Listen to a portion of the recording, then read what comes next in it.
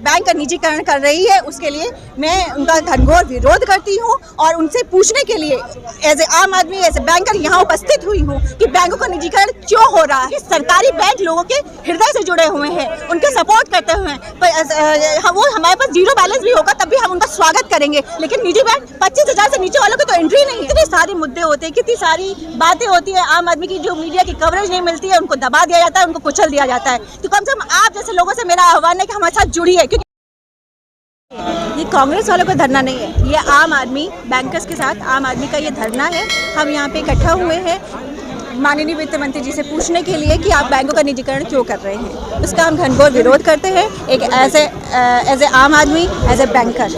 लेकिन अगर देखा जाए निजीकरण कहीं ना कहीं तो ठीक है ना। निजीकरण आपको मैं बताऊँ साफ साफ धोखा है। ये आम आदमी के साथ धोखा है, देश के साथ धोखा है, देश के नागरिकों के साथ धोखा है और बैंकर्स के साथ धोखा है। तो इसका सख्त विरोध किया जाए। निजीकरण इज नॉट द सोल्यूशन।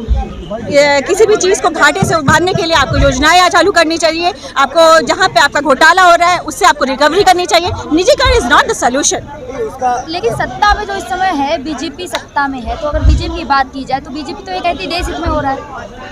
देखिए, मैं किसी पार्टी का नाम नहीं लेना चाहूँगी, बीजेपी हो चाहे कोई भी हो। मैं सरकार से सहमत हो सकती हूँ या असहमत हो सकती हूँ। सरकार ने बहुत सारे अच्छे काम किए हैं, कोरोना में कितनी वैक्सीन लगवाई, सबको किया, उसके लिए मैं उनकी प्रशंसा करती हूँ। लेकिन निजीकरण करने के लिए जो बैंक का निजीकरण कर रही है उसके लिए मैं उनका घनघोर विरोध करती हूँ और उनसे पूछने के लिए एज ए आम आदमी एज ए बैंकर यहाँ उपस्थित हुई हूँ कि बैंकों का निजीकरण क्यों हो रहा है। एज ए बैंकर हमारे पास कोई वैलिड आंसर नहीं है। मैं वो आंसर मांगने के लिए यहाँ उपस्थित हुई हूँ अपने साथी प्रतिभागियों के साथ, साथी बैंकर्स के साथ, आम आदमी को जोड़ते हुए। निजीकरण का तो एक पूरे देश में हर बात का निजीकरण है।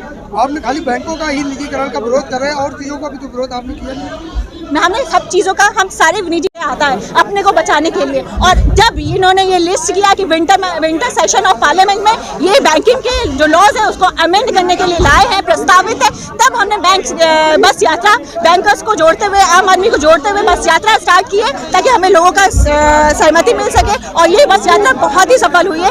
एक बस हमारी चली थी कलकत्ता से, एक बस चली मुंबई से। वहाँ से लोगों को जोड़ते हुए, चाहे सेल्फ हेल्प ग्रुप्स हो, चाहे किसान हो, चाहे हमारे आम नागरिक हो, चाहे बूढ़े हमारे पेंशनर्स हो, सभी ने हमारा सपोर्ट किया है, हमें ब्लेसिंग दी है और उन्होंने कहा है कि हम आपके साथ हैं। तो हम यहाँ पे प्रदर्शन करने के लिए आए हैं। और मैं ये भी कहना चाहती हूँ ये केवल स्टार्टिंग है, पिक्चर अभी अब बाकी है। आज से हमारी लड़ाई स्टार्ट हुई है, हम सड़कों पे उतर आए हैं और हम बताना चाहते हैं कि आम आदमी के साथ हम जुड़ के ये अपोज करेंगे और आगे आप देखेंगे जैसे किसान आंदोलन का हुआ है, हमारी भी जीत होगी। पूर्व की सरकारों में विपक्ष बड़ा हंगामा करता था हर बात को लेकर, जो विपक्ष में होता था।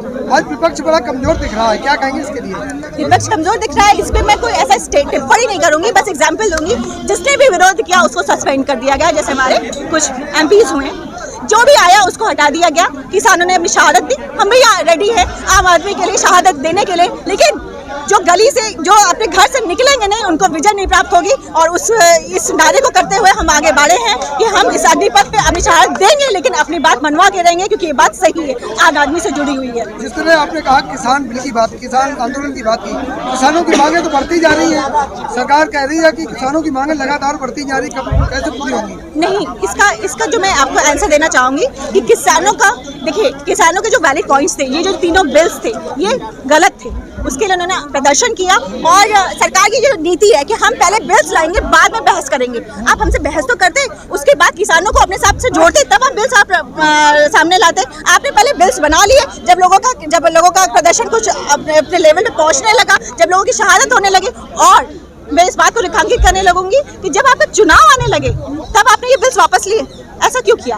आप बहस कीजिए, हमसे बातें कीजिए, हमें बताइए तो निजीकरण क्यों हो रहा है, फिर आप फैसला लीजिए और फिर आप सामने आइए, हम आपके साथ रहेंगे, लेकिन हमें कन्विंस तो कीजिए। वही जो सरकार है, मौजूदा सरकार, हमारी सरकार के तमाम मंत्री है, या ये कहूँ कि भाजपा के कार्यकर्ता है, तो तमाम इसके फायदे, निजीकरण के फायदे भी तो समझा रहे हैं जनता को। अब आइए, मैं अपने आप को लिंक करती हूँ कि आम आदमी से, चाहे आपको चाहे हम दोनों आम आदमी है, एक मध्यम वर्गीय परिवार से बिलोंग करते हुए क्या आप समझ सकते हैं कि एक ही गली में अगर एक सरकारी बैंक है और एक प्राइवेट बैंक है, लोग रश किस में होता है, भीड़ किस में होती है? सरकारी बैंक में, क्योंकि सरकारी बैंक लोगों के हृदय से जुड़े हुए हैं, उनके सपोर्ट करते हुए हैं।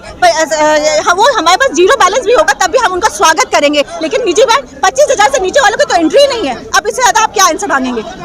किसको जिम्मेदार मानते हो? मैं सरकार की नीति को जिम्मेदार मानती हूँ, मैं सरकार को नहीं मानती जिम्मेदार, मैं सरकार की नीति को मानती हूँ जिम्मेदार मानती हूँ। इन्होंने ये गलत फैसला ले रहे हैं, वो पहले बिल्स लाने से पहले हमसे चर्चा करें, हमें उसके फायदे गिनाएं, हमें उसका बात बताएं कि इसके क्या नेगेटिव पॉइंट्स है, क्या पॉजिटिव पॉइंट्स है। और मैं उनसे आह्वान करना चाहती हूँ कि जब हम आपके कोरोना काल में आपकी योजनाओं को लागू कर रहे थे, जब 5-5 रुपए बांटे जा रहे थे, किसने बांटा? प्राइवेट बैंक ने बांटा, हमने बांटा। हमने जब यस बैंक आपका खत्म हो चुका, उसने वर्चुअल बैंकिंग की थी, उसको साइफन, उसको हमने जो रिवाइव और जो ऑक्सीजन दिया, किसने दिया? हमने दिया, SBI नहीं दिया। लेकिन मैम कहीं ना कहीं ये भी देखा जाता है, जहाँ अगर सरकार पहले कहती है कि यहाँ पहले जो चीज़ें होती हैं वो कुछ घोटाले में जाती हैं या फिर नीचे जाती हैं, लेकिन वहीं जहाँ निजीकरण होता है तो वो एकदम ऊपर उठ जाती है। तो क्या पता है गवर्नमेंट बैंकों में भी होता हो? गवर्नमेंट बैंक में जा रही होंगी क्या? नहीं, हम पूरा प्रॉफिट दे रहे हैं, हमारा जो ग्रॉस प्रॉफिट आता है हम प्रॉफिट दर्ज कर रहे हैं, लेकिन जो हमारा ऑपरेटिंग, जब हम प्रोविजनिंग कर देते हैं तो जो ऑपरेटिंग प्रॉफिट आता है वो हमारा कम हो जाता है। ये जो उन्होंने जो लोन्स राइट ऑफ कर रहे हैं उससे हमारा प्रॉफिट कम हो जा रहा है। ये राइट ऑफ उन लोगों का हो रहा है जिनका 5 करोड़ के ऊपर के लोन्स है, उनका राइट ऑफ करके हमारे सामने शो कर रहे हैं। उन लोन्स की रिकवरी होनी चाहिए, उनका राइट ऑफ नहीं होना चाहिए। मैम आपने बिल की बात की, तमाम 2014 से लगातार कई ऐसी घोषणाएं होती हैं, अचानक रात को 12 बजे होती हैं, शाम को 8 बजे होती हैं, जनता को पता नहीं चलता है और लागू हो जाती है, जैसे कि नोटबंदी है, GST, तमाम ऐसी चीजें हैं। उन पर कभी कोई आपत्ति नहीं जनता जताई? सबसे पहले तो ये कहूंगी कि आपका अभिवादन है, अभिनंदन है कि आपने हमें कवरेज किया। कितने सारे मुद्दे होते हैं, कितनी सारी बातें होती है, आम आदमी की जो मीडिया की कवरेज नहीं मिलती है उनको दबा दिया जाता है, उनको कुचल दिया जाता है। तो कम से कम आप जैसे लोगों से मेरा आह्वान है कि हमारे साथ जुड़िए, क्योंकि आप भी आम नागरिक है, आप भी सिंपल जो बैंकिंग की जो व्यवस्था है उसके साथ जुड़े हुए हैं, तो आप हमारा साथ दीजिए। और हम ये संकल्प लेते हैं आप लोग के टीवी के माध्यम से, आपके चैनल के माध्यम से, कि इस आंदोलन को हम दबने नहीं देंगे। जैसे किसान आंदोलन में बिल्स वापस हुआ है, हमारा बिल्स वापस होगा और हम निजीकरण नहीं देंगे। राष्ट्रीयकरण के साथ हम देश के उत्थान में सहयोग करेंगे।